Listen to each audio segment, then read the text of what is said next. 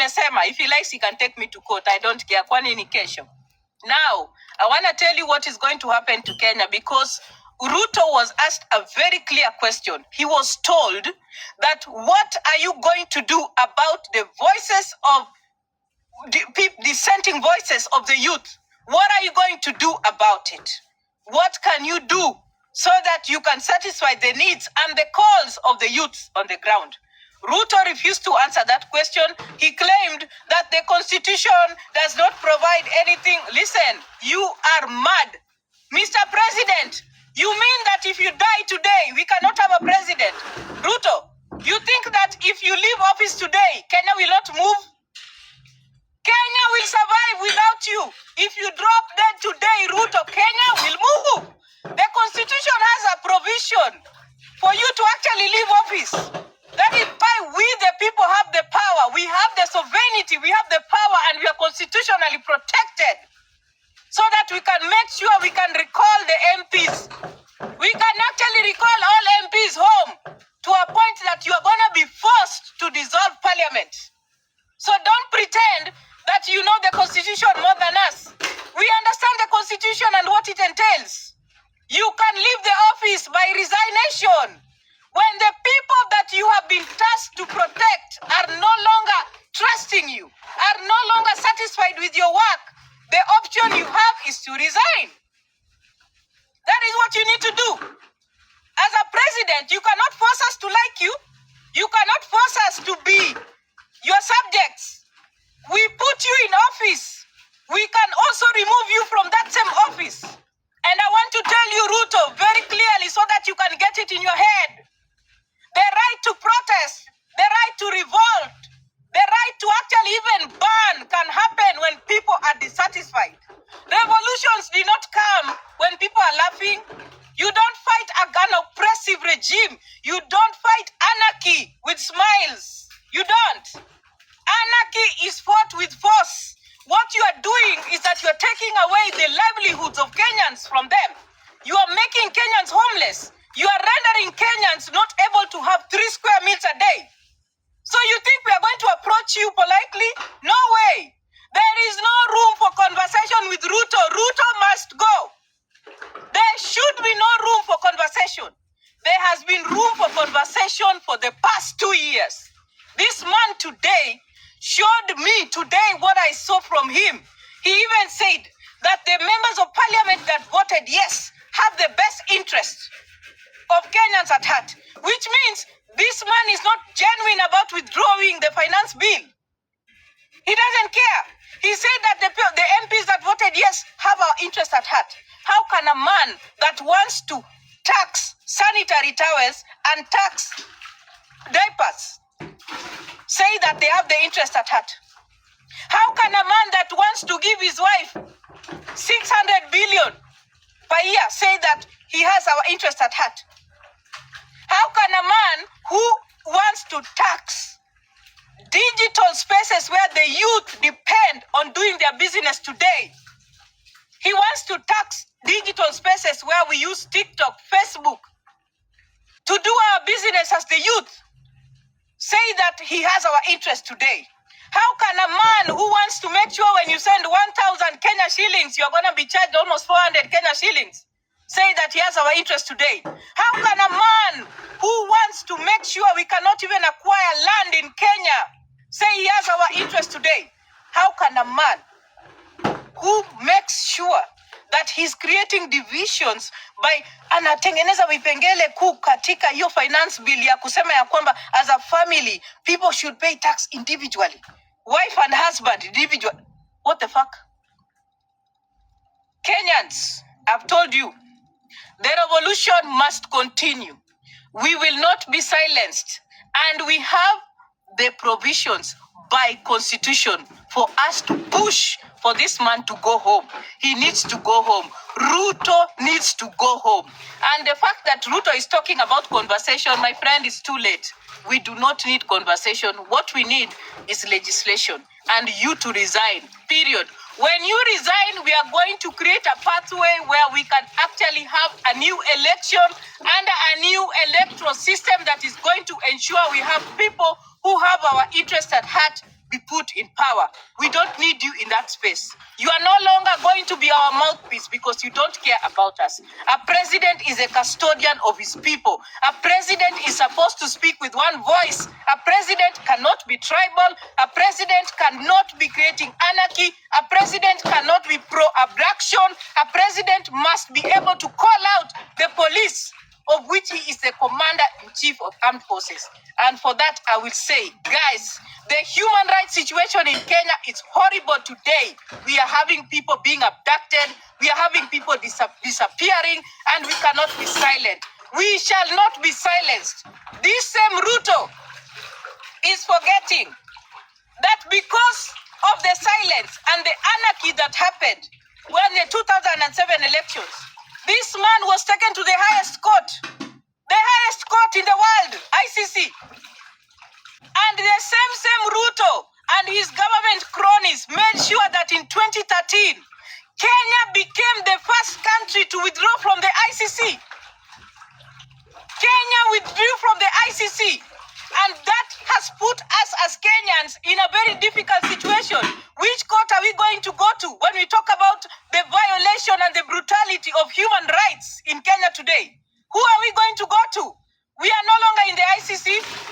Who is going to be representing us? He has swallowed everything. Now, this same man that talked about the ICC being used by white people to actually cajole black people, yeye mwenyewe leo anaenda kwa watu weupe kila siku kuomba pesa. Alafu anataka sisi pigiwe ushuru big number. So awalipe wale na interest. Fungueni macho jamani wa Kenya. Open your eyes. This man is an American and European puppet. Nimewaambia huyu mtu ni puppet ya watu weupe. Nimesema hapa na mjue hivyo because everything anafanya he is doing to the interest of hao watu. Hiyo ndio kitu anafanya. Na mkue hivyo, mkue rada na mjue hivyo. Ati amekubali kulipa deni ya watu weupe. Na walimu wanapata 20,000. Watu wako nyumbani. Wanawake wanakufa wakienda kuzaa. Watoto wanakufa. Watu hawezi wakapata madawa ya ukimwi kwa sababu Ruto analipa inchi za watu weupe. We need to be very aware of what is happening in Kenya, guys. There is the violation of human rights in Kenya at its highest level. People have disappeared in Kenya. People continue to disappear in Kenya. Extrajudicial killings are ensuing in Kenya. Abductions are ensuing in Kenya.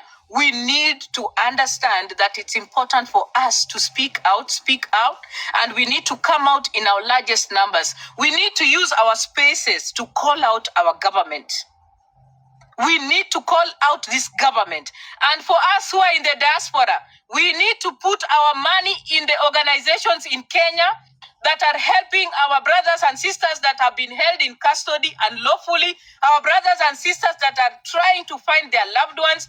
And please, Kenyans, all of you in large numbers, when you know there is a hospital that needs people, they need blood, go and donate blood. Go and donate blood for our brothers and sisters. We do not have another country, guys. We don't have another country. People died for us to be able to speak the way we are doing it today. Those who have died in this revolution, we will not forget them. Those are our heroes. We will forever remember them. But do not be afraid. Do not be relentless. Those in the diaspora, put in your money in the Law Society of Kenya. Give money to those organizations so that they can represent our sons and daughters in court. Those of you who have the money, those who are in the ground, make sure you create safe spaces for the people who are homeless, people who do not have places, those who have been raided in their homes. Protect each other. We must be our sister's keeper. We cannot relent. Kenya is going down to the dogs. We have no choice but to keep fighting anarchy. This man is a dictator. Ruto is a dictator. Ruto is a dictator. He is a dictator when he went to office. He is a dictator today. He will be a dictator tomorrow. And there is no peaceful way of removing dictators in office. There will be no peace when we are removing a dictator in office. And you cannot have conversations with a man that is willing to put a gun on an 8-year-old. We are not going to be silenced. Nime mute those who want to continue talking onge. All I've heard from Ruto, he came to like sanitize the police for killing people. Alikuwa tu the word criminal, the rule of law, blah, blah, blah. My flowers tonight goes to Lina Kaikai, Eric Latif, na Joe Ageo.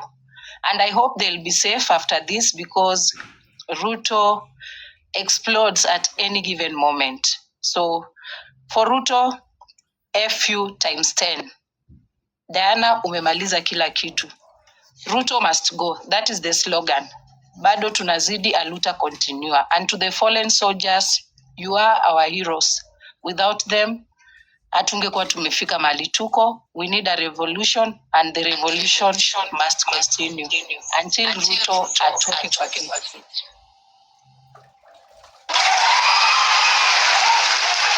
Diana, I also commend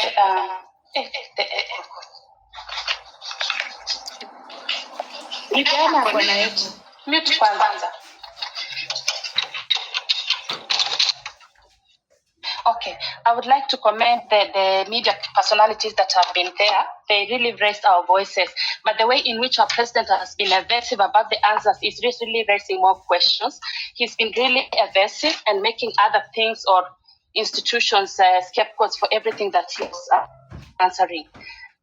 And that's a sign of a very dangerous person in government. And then the idea of him avoiding the fact that the youth are hurting and some people have died, especially the young baby, is also a very wrong thing. And it's true, the people that are in diaspora, we should gang up together, tuchukue zile pesa tuko nazo, tusaidie wale wako nyumbani ambao wako kwa civil rights unions. Tuwapatie pesa wa fight, kwa sababu pia hawa wako kwa shida sana. Na tena hawana uwezo mwingi wa finance wa kutembea na to mobilize themselves. So we should actually pump in some money when we have the capacity so that we support them. Na pia sisi naturally na huku pia to raise our voices to other people that are partnering with the government. Tukatae kabisa hiyo maneno. Because at this point, I have a feeling this bill has been passed but undercover, and they're not telling us something. Because why would he deploy the military and other people to the counties? That is very unconstitutional.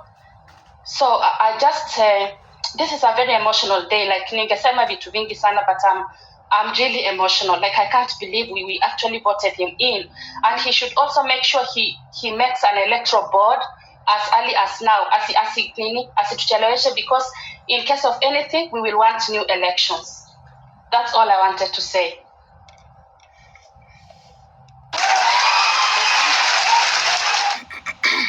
There's something I want to touch about accountability. Today, while he was speaking, he evaded every question, and in his response, he was responding to the questions that he was forming in his mind.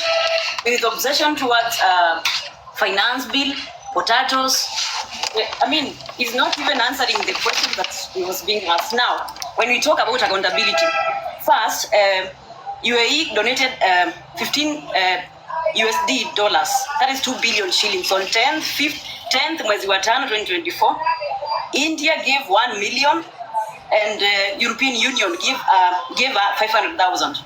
I have never heard him talk about what the money did, because eventually after a donation, like 2 days, maji iliisha, we had no floods again, and we cannot really see any accountability towards that. When any question that is directed to him is very rude, akona kiburi sana, we can all see that. He's rude and is sort of anatuma threats that are indirect. And today, if you ask me, he's not responded to any questions. I have not seen him being remorseful to our fallen soldiers. I would like to send my condolences to the families that waliachwa na watoto wao wenye walikuwa wanapigania uhuru wenye tunataka right